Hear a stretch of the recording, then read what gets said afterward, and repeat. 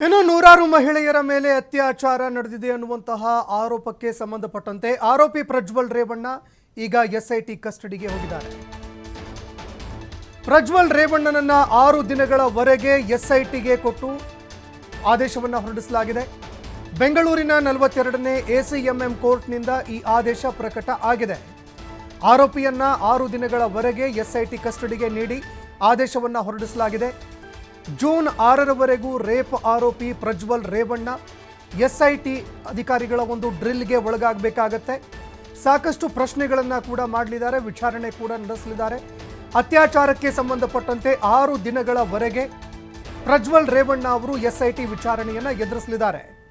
ಇನ್ನು SIT ವಿಚಾರಣೆಯನ್ನೇನೋ ನಡೆಸುತ್ತೆ, SIT ಸಾಕಷ್ಟು ಪ್ರಶ್ನೆಗಳನ್ನು ಕೂಡ ಕೇಳುತ್ತೆ.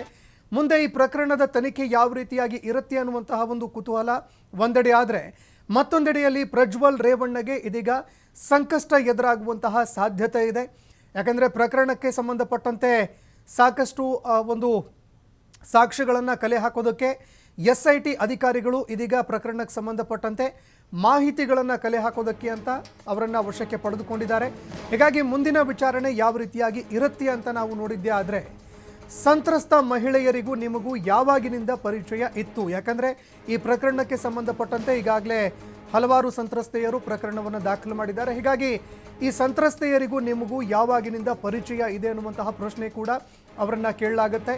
ಯಾವಾಗ ಇಬ್ಬರ ನಡುವೆ ಕ್ಲೋಸ್ ರಿಲೇಷನ್ಶಿಪ್ ಆಯಿತು ಅನ್ನುವಂತಹ ಪ್ರಶ್ನೆ ಕೂಡ ಇಲ್ಲಿ ಕೇಳುವಂತಹ ಸಾಧ್ಯತೆ ಇದೆ. ಇನ್ನು ಯಾವಾಗ ನೀವು ಇವರ ಮೇಲೆ ಅತ್ಯಾಚಾರ ಎಸಗಿದ್ರಿ ಅನ್ನುವಂತಹ ಪ್ರಶ್ನೆ ಕೂಡ ಇಲ್ಲಿ ಎದುರಾಗುತ್ತೆ, ಅದನ್ನು ಕೂಡ ಕೇಳುವಂತಹ ಸಾಧ್ಯತೆ ಇದೆ.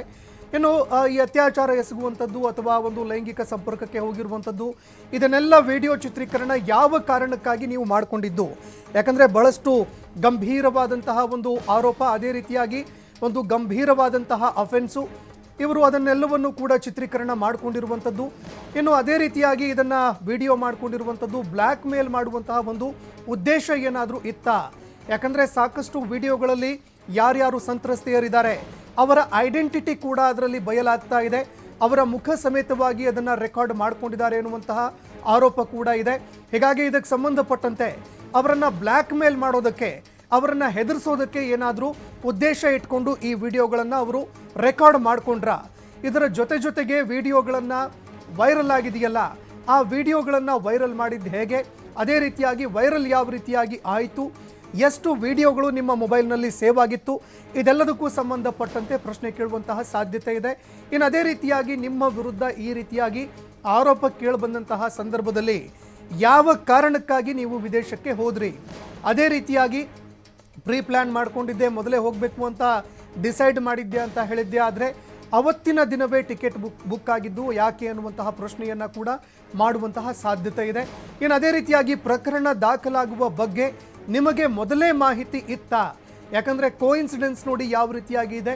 ಪ್ರಕರಣಕ್ಕೆ ಸಂಬಂಧಪಟ್ಟಂತೆ ಪ್ರಕರಣ ಹೊರಗೆ ಬರ್ತಾ ಇದ್ದಂತೆ, ಬೆಳಕಿಗೆ ಬರ್ತಾ ಇದ್ದಂತೆ ಅವರು ವೋಟಿಂಗ್ ಮಾಡ್ತಾರೆ 1 ಗಂಟೆ 36 ನಿಮಿಷಕ್ಕೆ. ಅದಾದ ಬಳಿಕ ಅಲ್ಲಿಂದ ಅವರು ಅಬ್ಸ್ಕ್ಯಾಂಡ್ ಆಗ್ತಾರೆ. 3 ಗಂಟೆ ನಂತರ ಪ್ರಜ್ವಲ್ ರೇವಣ್ಣ ಎಲ್ಲಿ ಹೋದ್ರು ಅನ್ನುವಂತಹ ಮಾಹಿತಿ ಯಾರಿಗೂ ಕೂಡ ಸಿಗೋದಿಲ್ಲ. ಹೀಗಾಗಿ ಇದಕ್ಕೆ ಸಂಬಂಧಪಟ್ಟಂತೆ ಮುಂಚೆನೇ ನಿಮ್ಮ ಹತ್ರ ಮಾಹಿತಿ ಇತ್ತು ಅಂತಂದರೆ ಆ ಮಾಹಿತಿಯನ್ನು ಕೊಟ್ಟಿದ್ಯಾರು? ನಿಮ್ಮನ್ನು ಏರ್ಪೋರ್ಟ್ಗೆ ಅಬ್ಸ್ಕ್ಯಾಂಡ್ ಆಗೋದಕ್ಕೆ ಅಂತ ಬಿಟ್ಟಿದ್ಯಾರು? ವಿದೇಶಕ್ಕೆ ಹೋಗೋದಕ್ಕೆ ಏರ್ಪೋರ್ಟ್ಗೆ ಬಿಟ್ಟಿದ್ಯಾರು?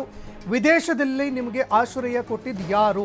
ಅದೇ ರೀತಿಯಾಗಿ ವಿದೇಶಕ್ಕೆ ಹೋಗುವಂತಹ ಸಂದರ್ಭದಲ್ಲಿ ಏರ್ ಟಿಕೆಟ್ ಬುಕ್ ಮಾಡಿದ್ಯಾರು?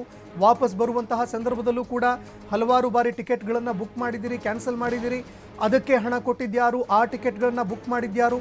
ಅದೇ ರೀತಿಯಾಗಿ ವಿದೇಶದಲ್ಲಿ ಇದ್ದಾಗ ಭಾರತದಿಂದ, ಅಂದರೆ ನಮ್ಮ ದೇಶದಿಂದ, ನಮ್ಮ ರಾಜ್ಯದಿಂದ ಹಣದ ಸಹಾಯ ಮಾಡಿದ್ಯಾರು?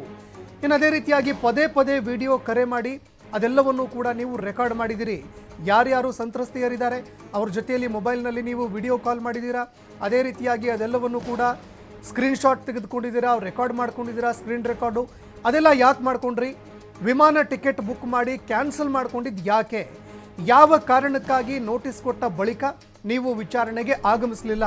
ಅದಕ್ಕೆ ಪ್ರಮುಖ ಕಾರಣ ಏನು? ವಿಡಿಯೋ ರೆಕಾರ್ಡ್ ಮಾಡಿದ್ದು ಯಾವ ಮೊಬೈಲ್ನಲ್ಲಿ?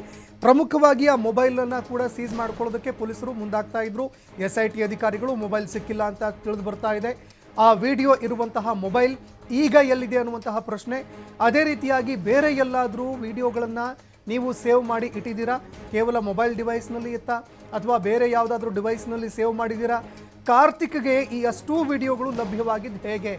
ಡ್ರೈವರ್ ಇದ್ನಲ್ಲ ಕಾರ್ತಿಕ್, ಆ ಕಾರ್ತಿಕ್ಗೆ ಈ ಎಲ್ಲ ವಿಡಿಯೋಗಳು ಸಿಕ್ಕಿದ್ದು ಹೇಗೆ? ಇನ್ನು ಕಾರ್ತಿಕ್ ಯಾವಾಗಿನಿಂದ ನಿಮ್ಮ ಡ್ರೈವರ್ ಆಗಿ ಕೆಲಸ ಮಾಡ್ತಾ ಇದ್ರು? ಈ ರೀತಿಯಾಗಿ ಸಾಕಷ್ಟು ಪ್ರಶ್ನೆಗಳನ್ನು ಕೇಳುವಂತಹ ಸಾಧ್ಯತೆ ಇದೆ. ಇದಕ್ಕೆ ಸಂಬಂಧಪಟ್ಟಂತೆ ಅವರು ಯಾವ ರೀತಿಯಾಗಿ ಉತ್ತರ ಕೊಡ್ತಾರೆ ಅದನ್ನು ಕೂಡ ಕಾದು ನೋಡಬೇಕಾಗತ್ತೆ.